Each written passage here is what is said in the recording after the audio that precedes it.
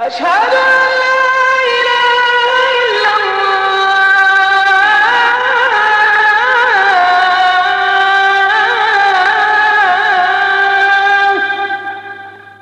أشهد أن محمدا رسول الله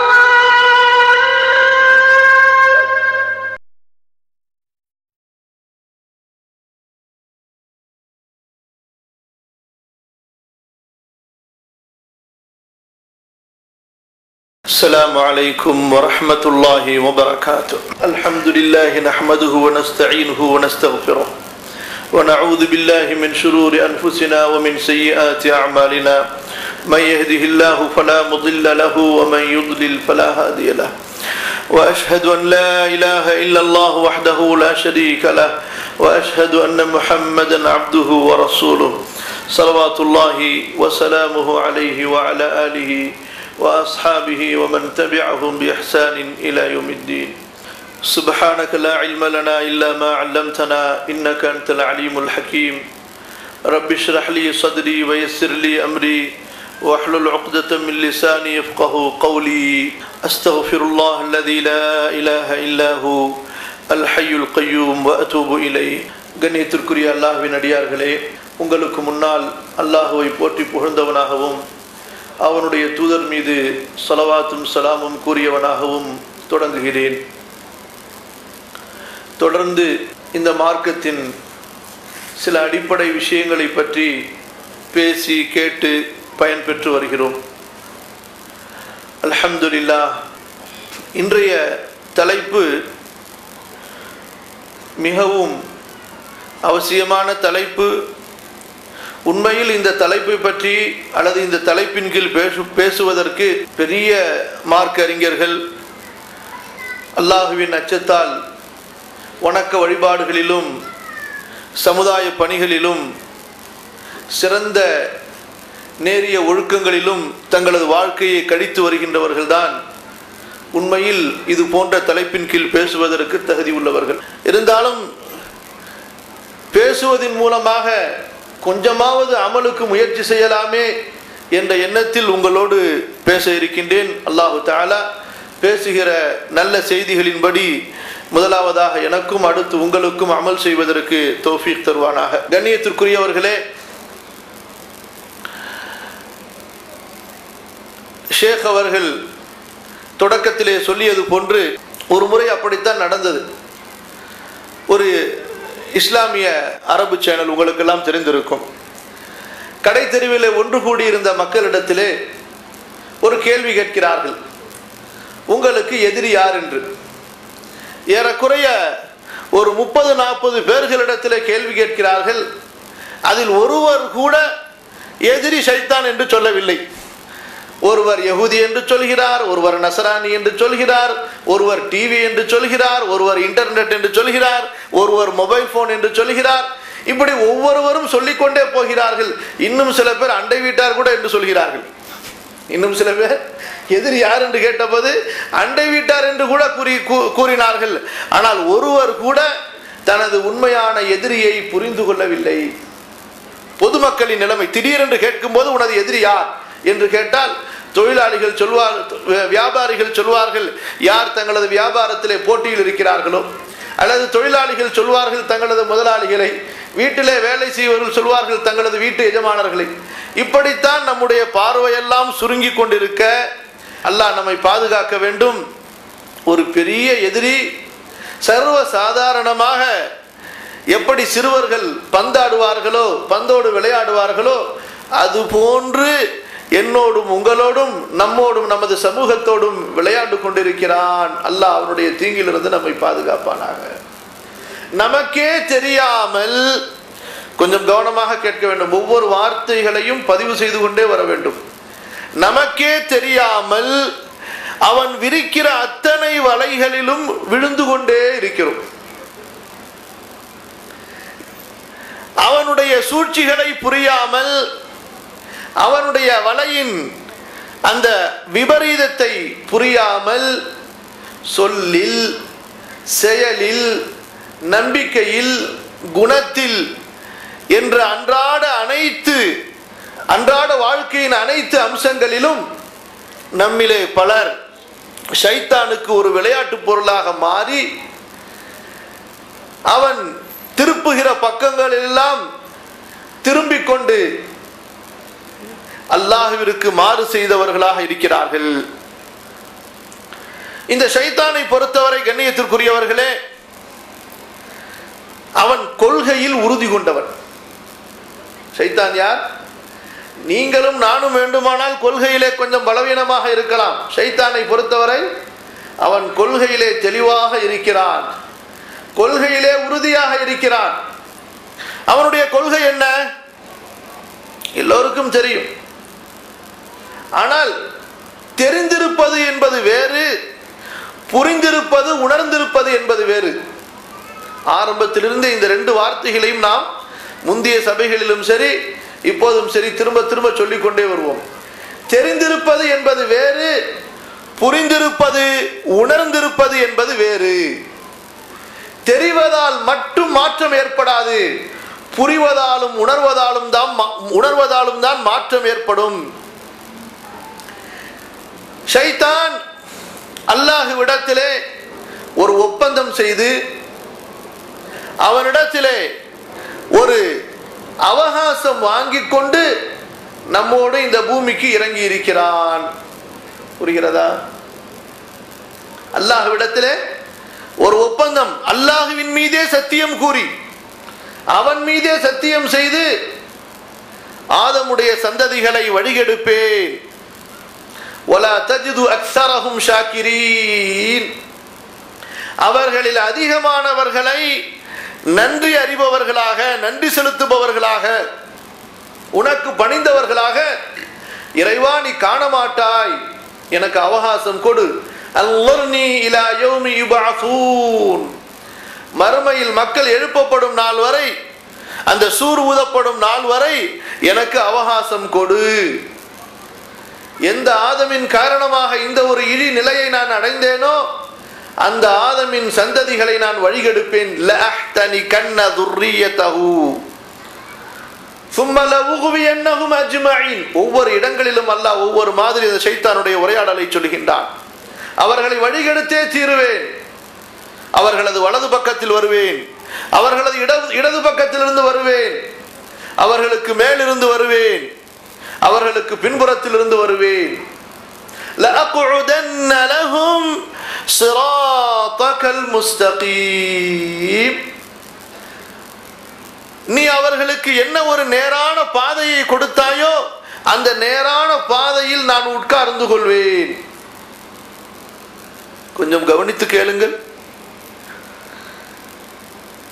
எங்கே உட்கார்ந்து கொள்கிறான்? உன்னுடைய நேரான பாதையில் நான் உட்கார்ந்து கொள்வேன் என்று சொல்கிறான். இதிலிருந்து ஒரு விஷயத்தை புரிய வேண்டும். ஷைத்தான் ஒருவரை வழிகெடுக்க நாடினால் அவர் மார்க்க பற்றுடையவராக இருந்தாலும் அவருடைய மார்க்க பற்றை வைத்தும் அவன் வழிகெடுக்க சக்தி பெற்றவன். அதற்குரிய அறிவு அவனிடத்திலே இருக்கிறது. எப்படி ஹாரிஜியாக்களை வழிகெடுத்தானோ, ஹாரிஜியாக்களை எப்படி வழிகெடுத்தான்? அவர்களுடைய மார்க்க பற்றை கொண்டு. அவர்களுடைய வரலாறு தெரிந்தவர்களுக்கு புரியும். அல்லாஹ்வை வணங்குகிறோம், மார்க்கத்திற்கு கட்டுப்படுகிறோம் என்று கூறி மார்க்கத்தில் வரம்பு மீறினார்கள். மார்க்கத்தில் வரம்பு மீறினார்கள். அல்லாஹ்வின் கட்டளைகளை தங்கள் மீது விதித்தார்கள். பிறர் பேண முடியாத அளவு இந்த மார்க்கத்தை அவர்கள் பேண முயற்சித்தார்கள். ரசூலுல்லாஹி ஸல்லல்லாஹு அலைஹி வஸல்லம் அவர்களை பார்த்து சொல்லும்போது, அவர்களை குறித்து சொல்லும்போது, உங்களில் ஒருவர் வில்லில் வைக்கப்பட்ட அம்பை குறிபார்ப்பதற்கு சரி செய்வது போன்று குர்ஆனுடைய எழுத்துக்களை ஒவ்வொரு எழுத்தாக சரி செய்து ஓதுவார்கள். லயஹ்தகிரன்ன அஹதுக்கும் ஸலாத்தஹு மஅ ஸலாத்திஹிம், அவர்களுடைய தொழுகையை பார்த்தால் சஹாபாக்களை பார்த்து சொல்கின்றார்கள், உங்களுடைய தொழுகையை நீங்கள் அற்பமானதாக, ஒன்றுமில்லாததாக, சாதாரணமானதாக கருதி விடுவீர்கள். அந்த அளவுக்கு அவர்களிடத்திலே தொழுகை இருக்கும்.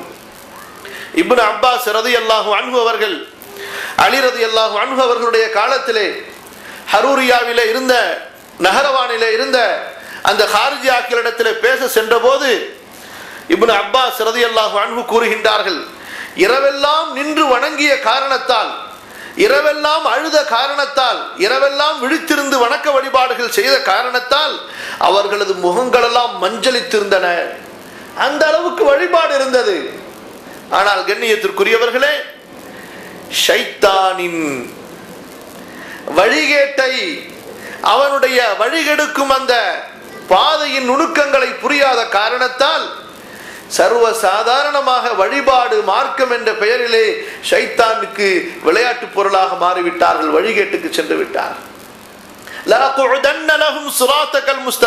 ஒன்று, இந்த மார்க்கத்திலிருந்து மக்களை திருப்புவதற்காக, கவனமாக கேளுங்கள், மார்க்கத்திலிருந்து மக்களை திருப்புவதற்காக முயற்சி செய்வான். ஷிர்கிலே தள்ளுவதற்கு முயற்சி செய்வான், குஃப்ரிலே தள்ளுவதற்கு முயற்சி செய்வான், நிஃபாக்கிலே தள்ளுவதற்கு முயற்சி செய்வான், ரியாவிலே தள்ளுவதற்கு முயற்சி செய்வான், பித்ஆவிலே தள்ளுவதற்கு முயற்சி செய்வான்.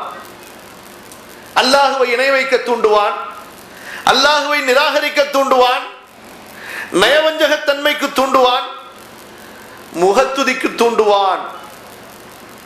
எப்படி வருவான்?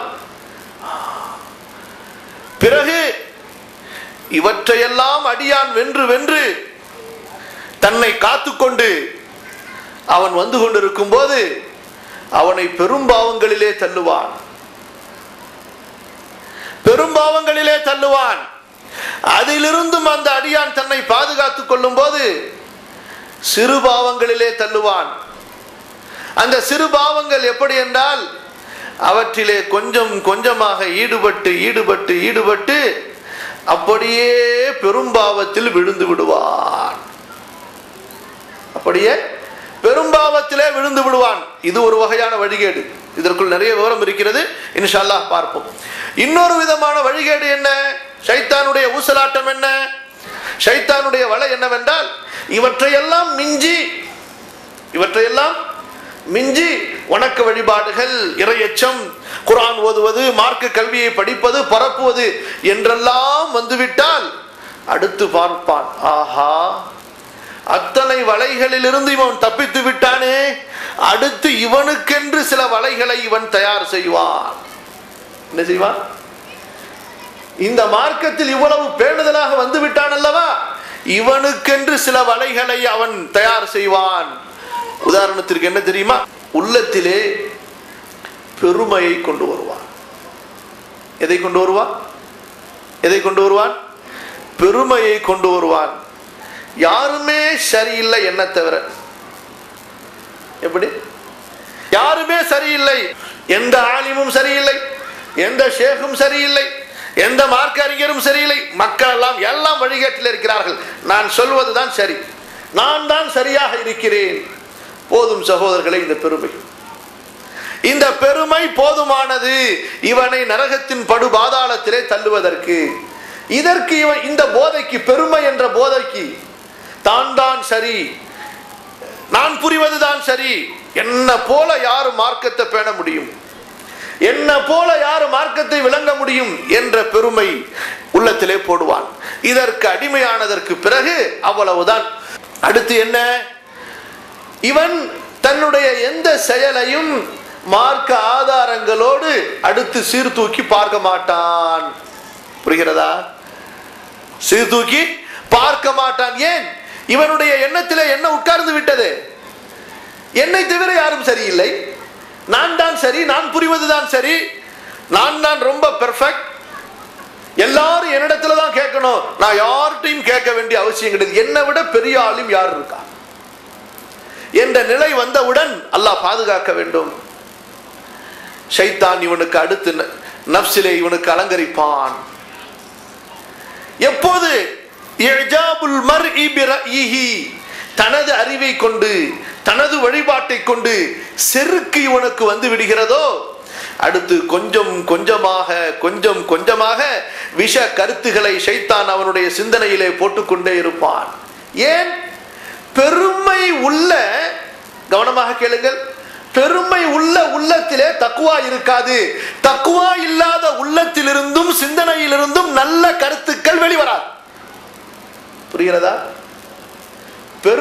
உள்ள உள்ளத்திலே தக்குவா இருக்காது.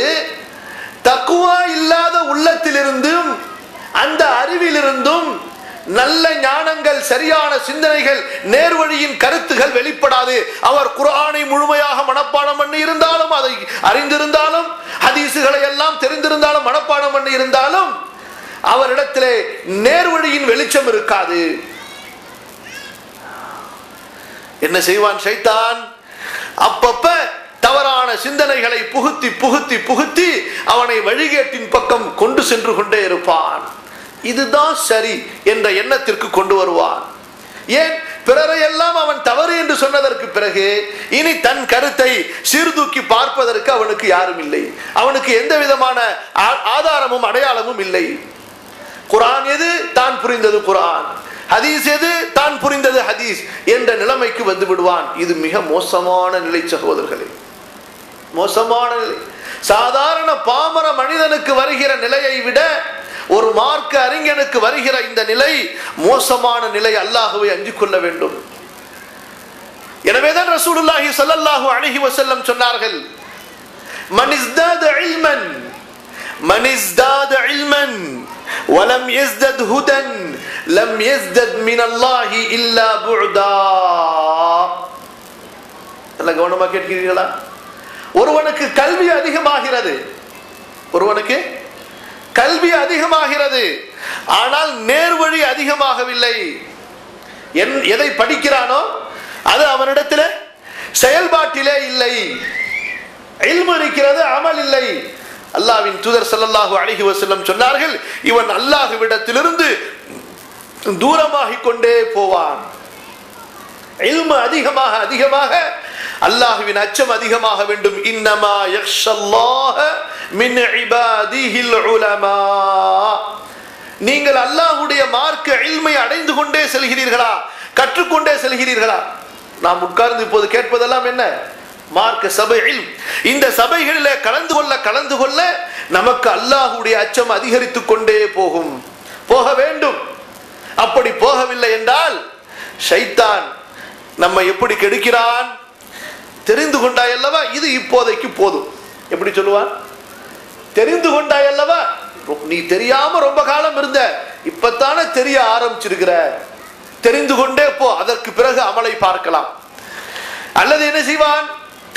தெரிந்தான், அமல் செய்தான், ஆனால் இதை பிறரிடத்திலே சொல்லாமல் தடுப்பான். நேற்று வரைக்கும் நீ தாடி வைக்காம இருந்த, இன்னைக்கு நீ தாடி வச்சவன அவரை பார்த்து நீ தாடி வைன்னு சொல்றதா? அவர் உன்னை கேட்க மாட்டாரு என்பதாக தடுப்பான். எப்படி? நன்மையை ஏவுவதிலிருந்து